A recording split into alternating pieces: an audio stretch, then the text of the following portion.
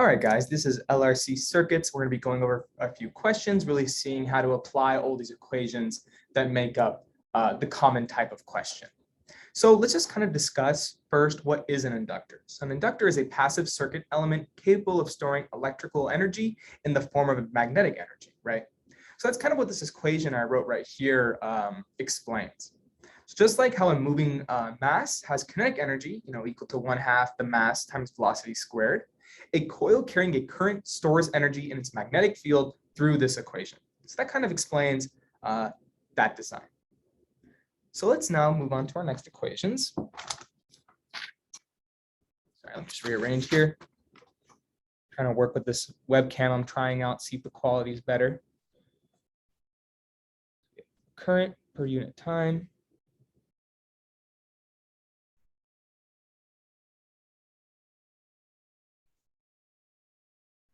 Okay. So this next is an observation of a current versus unit time within an inductor system. So what we can see here is to apply this equation in decreasing scenarios, basically when there's going to be like the releasing phase of the inductor. So then, as you expected, if there's the decreasing, there's obviously going to be an increase, right?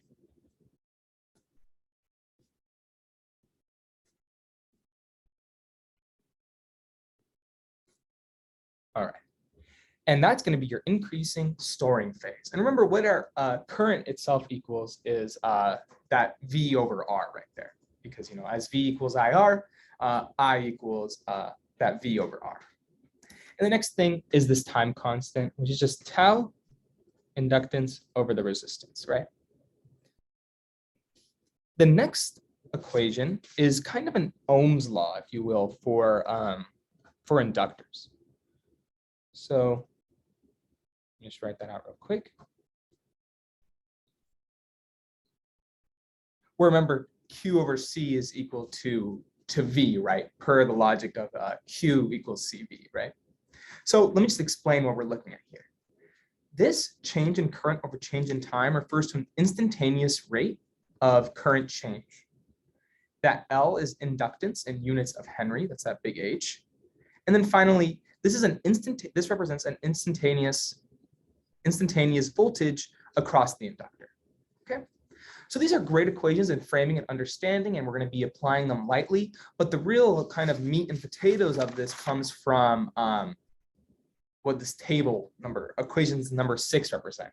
So I'm going to label all these with these Roman numerals. I'll be henceforth referring to the equations per their Roman numeral label.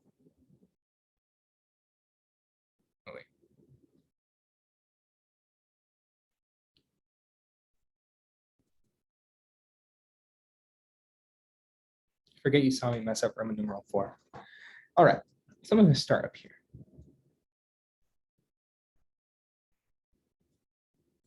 I'm just going to write them all down, and we can discuss.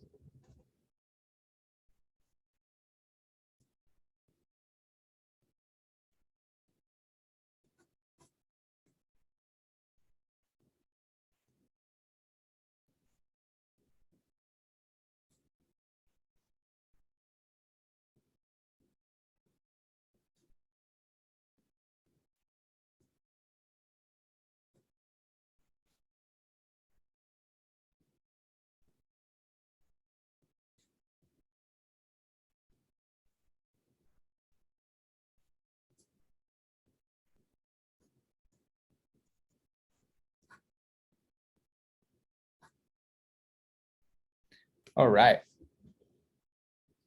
So here we go. We first have these XL and XC formulas. So these are basically the starting points of these kind of questions. You first need to establish what these are to find impedance. So impedance is basically a composite expression of everything that could be opposing electron flow. So if you can imagine, I kind of like to imagine it as like the total resistance of everything that could be affecting that electron flow is incorporated in that impedance. So it really describes both the resistance and the reactance. So the difference there is, with resistance, it describes the ease of current flow, where like if we amp up the resistance, it becomes more difficult. And if we decrease the resistance, it becomes more easy. The reactance is different as it doesn't really consume energy, rather it stores it. So therefore, Z will greatly affect to the amount of time the system has been allowed to run, right? Per that knowledge and incorporation of its storing and not consuming the energy, it can fluctuate depending on the situation, right? Depending on the experimental, or I shouldn't say experimental, depending on the presented parameters. So that's where I want to talk about this right here. That's called the resonant frequency. So at the resonant frequency, it's basically where your current is as high as it will ever be, basically current max, if you will. So there's a few conditions attendant to this condition. First, I'll write it. The first one here, so when we're at resonant frequency, XC equals XL. So my Roman numeral 1 and 2 equal to each other. So therefore, if we look at this equation, the impedance at resonant frequency is only equal to R, right? Remember, we're subtracting them here. These guys are the same numbers. They'll cancel out. What's left is an R squared and it's square rooted. So that square root and squared cancel out, right? So basically, at these conditions, I shouldn't do a slash. We have Z equals R. All right. And the final thing is the phase angle will be equal to 0. So this is going to be important. Sometimes we're going to be asked, find the max current, right? So what does that tell us? That tells us we're looking at the resonant frequency. We're looking for current at the resonant frequency. Therefore, we are allowed to plug in, we're allowed to use this equation, but instead of plugging in the impedance, we're going to actually be plugging in just that R value, because in this situation, Z is equal to R. And we're going to see something very similar to that very soon. Okay, so let's just look at number 1 now. Let me scoot up here. So here we're given an LC circuit where we're given L as 0.6 Henry and a capacitance, right? So we first want to determine the charge on capacitor when the current in an inductor is changing at a certain rate. So right off the bat, we should know we're going to be working with this equation number 5, right? Something to note here is, yeah, although Q over C equals V, they often ask for it in the form of charge. So just to streamline things, I find it a little bit easier to just represent it as such. So what's our equation going to look like here? So we have a Q.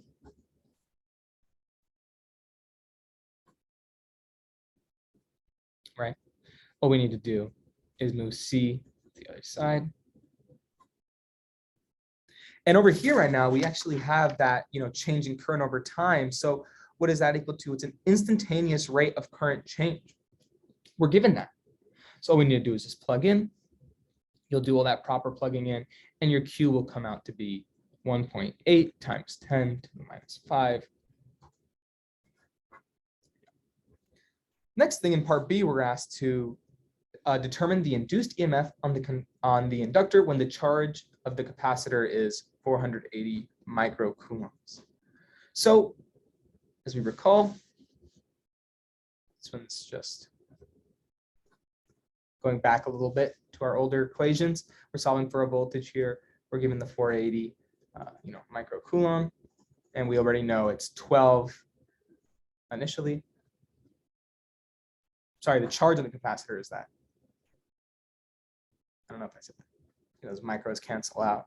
And what we're left with is a voltage, that being 40 volts. Sorry, guys, I'm still trying to get used to this 2 at once situation here. Okay, so we're done with this page pretty quick. And now we're looking at number 2 here. So this is, like I said, this is where, the meat and potatoes. This is probably what you're going to see on your exam. I imagine it'll be something like this. So we have an LRC circuit, and the components are connected in series to an AC power supply. What we have here is, resistance, inductance, capacitance, initial voltage, and a frequency. So the first thing we're asked to find is a total impedance, right? So we're solving for that Z.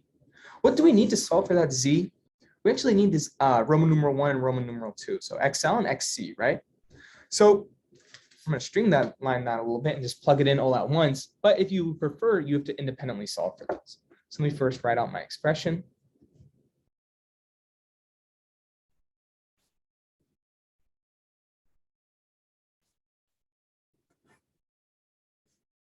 And we're going to set that equal to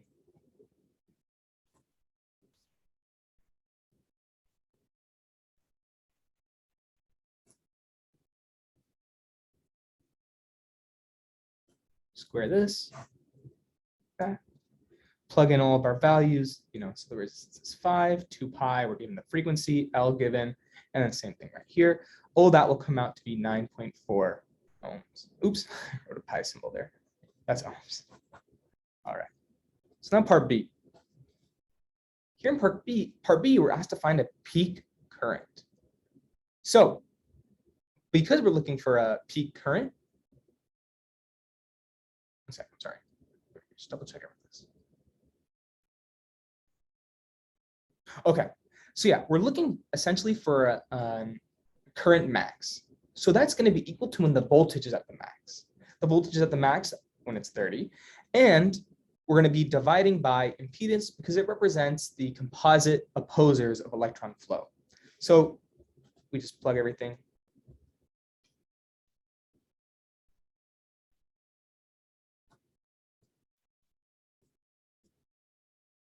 Okay. So now with this current value, we're going to be able to find the peak voltage across each circuit element. That's basically what we're asked for in part C. So we're asked to find the peak voltage across the resistor, across the inductor, and across the capacitor. The equations for them are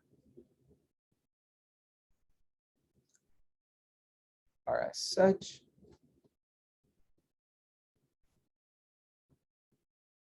So you just need to plug in, again, everything here is given. This.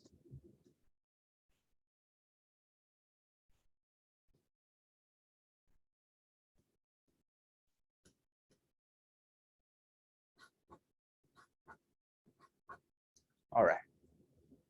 So now you guys can kind of see like the importance of solving for these guys early on, right? It's always going to follow. It's always going to follow that order, solving for those guys first. So now in part D, we're asked to determine the phase angle. So we have an equation for that too. R over Z. Everything there is given. You have to do an inverse cosine function here. R is 5 over 9.4, which equals 57.9 degrees. All right. Now in part E, we're asked to determine the average power of the circuit. Again, there's an equation for it. So we have to plug in our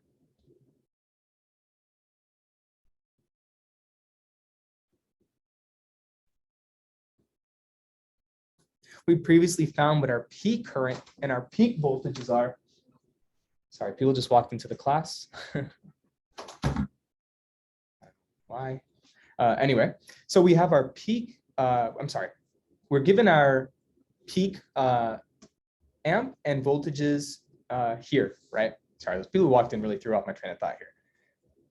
So we have a max current and a max voltage. The relationship between these RMS current and voltage and their and the max equivalence is the fact that they're divided by root 2. So basically, we'll say that right on the back, just like an aside here. So V max is equal to root 2 times V RMS. Okay, so we want to plug in these RMS values. So basically, when you take that V max, so that being that I and that V naught were given in the question, divide both of them by root 2. And we're going to plug that into the actual expression here, right? So to do that, let me just write this guy out.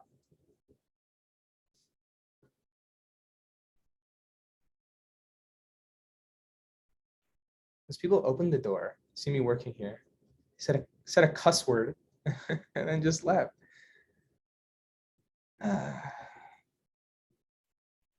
All right, that will all come out to be 25.4. There we go. And then part F, we're asked for that resonance frequency, and the new peak current linked to that. So again, we're going to use that equation here.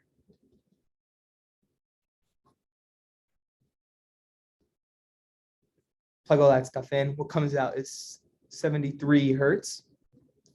So that's part of it. And the next part we need to do is solve for that maximum, I'm sorry, we need to solve for the current at that resonant frequency. So remember we discussed this phenomena here. So what does Z equal to when we're at that resonance frequency? It equals to R. So then instead of plugging in Z like we did like we did over here, we actually need to plug in that R value. So what we're going to solve for here is, it's I max, right? Remember that resonance frequency represents when the current is as high as it'll ever be. So that's I max equals that V max over R, not Z, R. So essentially that's 30 over 5, which equals 6 amps. Okay. And then, I mean, like you would expect, right? I max is greater than the peak current, right? It's going to be the biggest at the resonance frequency. It's going to be the biggest it'll ever be. So that's why that makes sense there.